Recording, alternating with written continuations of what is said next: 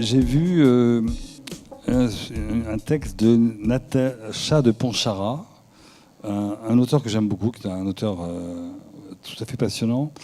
Ce texte s'appelle Les Ratés. C'est donné au théâtre Artaud vers 15h, 15h30. J'ai trouvé. Et alors, Les Ratés, le titre est un jeu de mots parce qu'il s'agit en fait de gens à tête de rat. Il s'agit de jumeaux qui ont tous les deux une tête de rat et qui sont un peu des exclus de la société. Et on est là dans une espèce de marge de la société, la marge de la pensée aussi, la marge de la psychologie. On est tout le temps dans ce que la société rejette, la société écarte. Et ces personnages disent des choses comme ça qui sont dans l'obscurité, qui s'éclairent par leur pensée à eux, qui n'est pas la pensée de tout le monde, qui est la pensée magnifique finalement, de gens différents. Et ce spectacle fait par Fanny Malter est très remarquable dans sa forme. C'est-à-dire qu'on est avec 3 personnages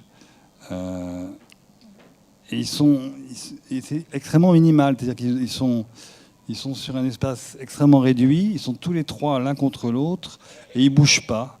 Ça dure plus d'1 heure. Et c'est éclairé, mais pas tellement. C'est absolument saisissant.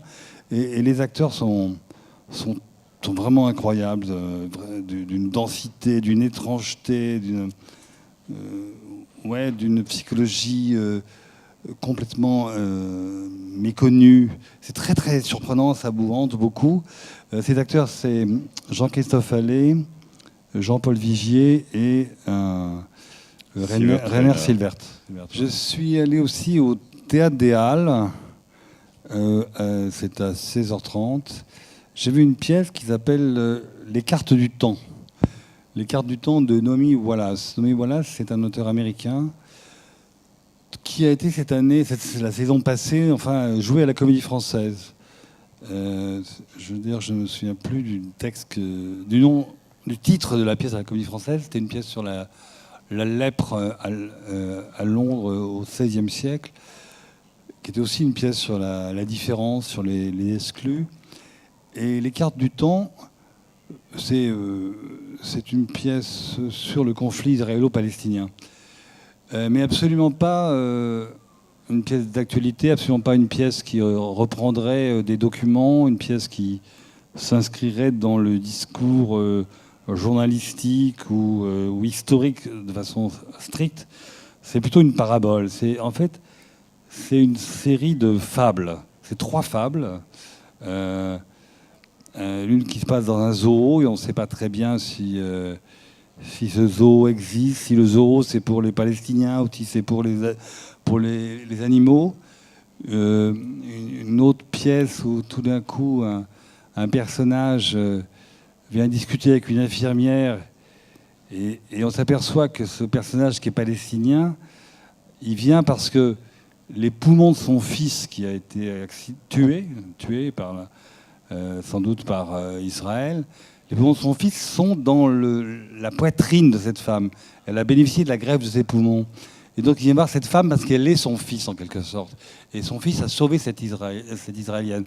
C'est une relation absolument ahurissante entre ces 2 personnages. Et puis à la fin, on est avec un personnage qui n'aime que les pigeons. Et il vient parler de ces pigeons. Mais les pigeons, c'est bien sûr les Palestiniens qui sont tirés comme des oiseaux. C'est un spectacle qui est vraiment formidable. Une écriture assez dérangeante parce que c'est pas du tout une écriture américaine comme on l'entend. C'est une écriture qui fonctionne beaucoup à l'oriental, beaucoup dans la métamorphose, la transposition, le conte, mais qui tout d'un coup vous saisit par des violences souterraines. Mais je trouve que c'est une création très, très importante. Je suis aussi allé voir au théâtre de l'Entrepôt Mark City. Mark City qui joue Keith Richard.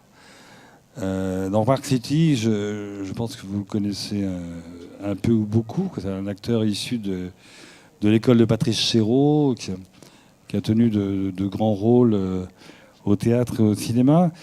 Et il a écrit lui-même ce Keith Richard, ou Keith Richard à l'anglaise, qui est une pièce sur l'acteur. Ça peut faire penser beaucoup à Philippe Cobert. C'est-à-dire que c'est la représentation d'un acteur qui essaye de jouer Richard III de Shakespeare.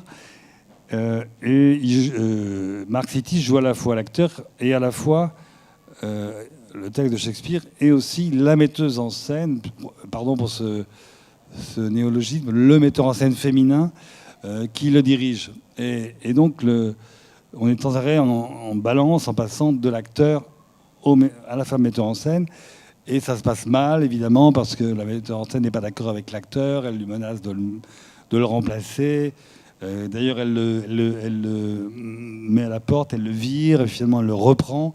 Et donc on est à la fois dans Shakespeare, dans l'intensité du texte de Richard III, et à la fois dans le métier de l'acteur, le travail de l'acteur, la répétition, la recherche du personnage et le nécessaire, ou en tout cas fréquent conflit entre l'acteur et le metteur en scène. Donc sujet passionnant, sujet déjà beaucoup traité au théâtre, par Cobert notamment, mais par d'autres aussi. Et franchement, le spectacle de Mark City, qui est un acteur que j'aime beaucoup, qui est remarquable, n'est pas prêt encore. Ça démarre vraiment pas bien. C'est dans le premier, ça dure 1 heure. Dans le premier quart d'heure, c'est vraiment pas trouvé. D'ailleurs, on m'a fait dire qu'il s'en voulait d'avoir démarré comme ça hier matin quand je l'ai vu. Et puis peu à peu, ça vient. Donc je pense que le spectacle va être très, très beau, très fort. Pour le moment, il est encore hésitant. Et ça, c'est le problème du off, c'est que les gens n'ont pas les salles pour répéter, donc ils arrivent, ils n'ont pas l'espace, ils n'ont qu'un créneau horaire, et donc il leur faut du temps. Donc je pense que Mark City, il faut attendre encore un peu pour y aller. Il y a des moments qui sont très beaux, même très, très, très émouvants, très touchants, parce qu'il arrive à faire aimer et l'acteur et Richard III. Il n'a pas non plus tout à fait réussi le mélange entre le texte parlé et le texte chanté, parce que Mark City adore chanter, c'était aussi un chanteur. Il a écrit 2 chansons qui sont dans le spectacle, qui sont belles, mais qui sont peut-être pas en vraie harmonie avec le texte. Donc un spectacle sur lequel je suis partagé. Donc pour ceux qui restent, c'est très simple, vous laissez passer 1 semaine, et puisque ça joue 23 à 25 fois selon les lieux, il aura le temps de mûrir et de bonifier. Et dans les spectacles qui jouent comme ça, sur la frontière entre le personnage et l'acteur qui devient le personnage, il y a de nouveau la reprise de Je deviens Jimi Hendrix à la Manufacture par Eric Da Silva. Autre chose. Que j'ai pas vu, tiens, je vais essayer de le voir. Ouais. J'ai vu aussi au chien qui fume, regardez mais ne touchez pas. Regardez mais ne touchez pas. Ce titre, curieusement, qui sonne un peu comme une comédie moderne, est en fait un titre d'une pièce de Théophile Gautier. On a complètement ignoré que Théophile Gautier était aussi auteur de théâtre. Théophile Gautier, donc on sait que c'est un des grands personnages du romantisme français, mais on connaît ses romans, ses poèmes, ses critiques aussi. On sait qu'il était dans la bataille d'Hernani avec son gilet rouge pour défendre son camarade Victor Hugo. Il se trouve qu'il a écrit du théâtre et moi je ne le savais pas du tout. Jean-Claude Pachelin a retrouvé cette pièce qui s'appelle Regardez mais ne touchez pas, coécrite avec un auteur oublié. C'est un peu comme Labiche, comme ça, qui écrivait des pièces à 2 ou à 3. Théophile Gautier l'a écrit avec quelqu'un dont je ne connais pas le nom. Bernard Lopez, c'est ça vous dit Bernard Lopez, oui. Et c'est vrai que ça ressemble beaucoup à du Victor Hugo, au Victor Hugo du théâtre en liberté, c'est-à-dire du Victor Hugo qui s'amuse, c'est-à-dire qui utilise le mélodrame pour rire, pour se moquer des puissants, pour critiquer le pouvoir, mais aussi pour le plaisir de la parodie, pour le plaisir de faire rire et de casser, encore une fois, le fameux théâtre classique qu'il déteste, le théâtre de Racine et de Corneille, qu'il n'aime pas du tout. Et c'est... Alors, regarder et ne touchez pas, ça veut dire regarder les femmes et ne les touchez pas. Et en l'occurrence, les femmes, c'est surtout la reine. Il ne faut pas toucher à la reine, parce que être touché, frôler la reine d'Espagne, tout ça se passe en Espagne, comme la plupart des drames romantiques, comme Hernani, comme Ruy Blas. Si on touche à la reine, on est puni de mort. Mais en même temps, l'homme qui a touché à la reine, il l'a sauvée. C'est-à-dire qu'elle était sur un cheval emballé et il l'a sauvée. Et donc, on cherche l'homme qui a sauvé la reine pour le mettre à mort et pour le complimenter en même temps. Et pour l'honorer et le tuer à la fois. Donc, situation extrêmement mélodramatique, merveilleuse situation de théâtre. Et se présentent deux hommes qui sont... Il y en a un qui est le vrai sauveur et l'autre qui était un imposteur. Donc c'est ébouriffant comme sujet. Et c'est parfaitement joué par des gens tous très jeunes, que Jean-Claude Pinchena, qui est un ancien du Théâtre du Soleil, un des fondateurs, un des créateurs du Théâtre du Soleil. Et ces gens-là jouent regardez mais ne touchez pas, avec un dynamisme, une joie du théâtre, comme un KPDP parodique, comme ça, qui est tout à fait formidable. Et là, ils sont très nombreux. Enfin, c'est un spectacle où il y a beaucoup de monde, le contraire des monologues dont j'ai parlé, quoi. Là, il y a vraiment... C'est du théâtre de troupe et du théâtre de troupe très réussi. Et alors, c'est ce que j'ai dans la mémoire. Je vois quand... Christophe, quand vous tournez les pages, qu'il y a beaucoup de choses que j'ai vues. Mais oui, parce qu'il y a des spectacles qui par exemple, Colorature, qui reviennent Colorature, c'est toujours au chien qui fume. C'est un spectacle très très réussi, qui est un spectacle, donc un texte américain, une comédie américaine sur l'histoire d'une cantatrice qui chantait faux. Et qui est une millionnaire américaine qui, comme elle avait beaucoup d'argent, s'offrait des salles d'opéra pour chanter. Et dans la salle, il n'y avait que des amis ou des gens qui avaient besoin de son argent.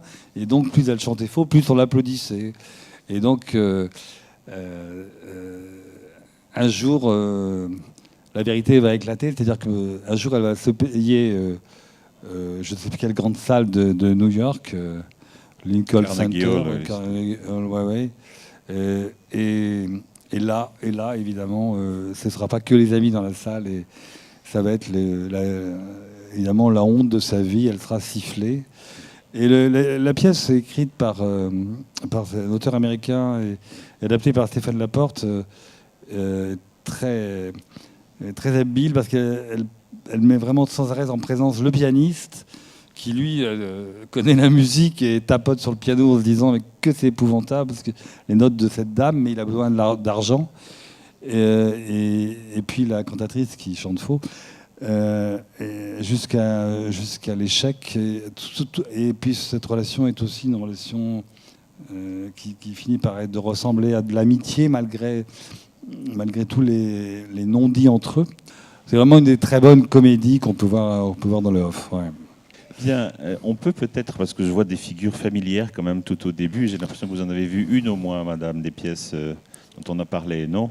Si deux même, si tu pouvais nous envoyer un micro dans la salle. Alors, effectivement, on a vu la pièce de Gautier, qu'on ne connaissait pas du tout. Donc, la curiosité, simplement, nous a poussé vers ce spectacle. Je n'avais même pas vu que c'était Pinchena qui avait fait la mise en scène. Et on a adoré, parce que c'est plein d'humour, c'est plein de vivacité, c'est extraordinaire. Il y a un côté parodique, et puis... mais tout le monde est très bien dans cette pièce. Les effets spéciaux avec les louches là, pour les bruits d'épée, c'est très rigolo. Pour la pièce dont vous avez parlé ensuite, La pièce de la Garce, c'est la première que nous ayons vue hier soir en arrivant à Avignon, enfin pour moi. C'était au Grenier à Sel, donc, et j'ai beaucoup apprécié la finesse de ce comédien. J'ignorais complètement la baronne von Staff, de Staff. Tu connaissais Oui, moi je connaissais la baronne de Staff, j'ai dû même lire toute son Bravo. œuvre. Et donc je recommande aussi fortement ce spectacle. Et effectivement, c'est pas un travesti, parce que un détail, il a conservé ses poils de la poitrine et sous les bras. Donc il ne cherche pas du tout à faire illusion en tant que femme. Et puis, qu'est-ce qu'on a parmi... Ah, moi, je voudrais quand même dire aussi où j'ai été attirée par la curiosité, c'est d'aller voir au Théâtre du Balcon la pièce de Rousseau dont j'ignorais totalement l'existence, qui s'appelle Narcisse ou l'amant de soi-même. Et si on m'avait donné cette pièce sans me donner d'auteur, évidemment, j'aurais dit Marivaux.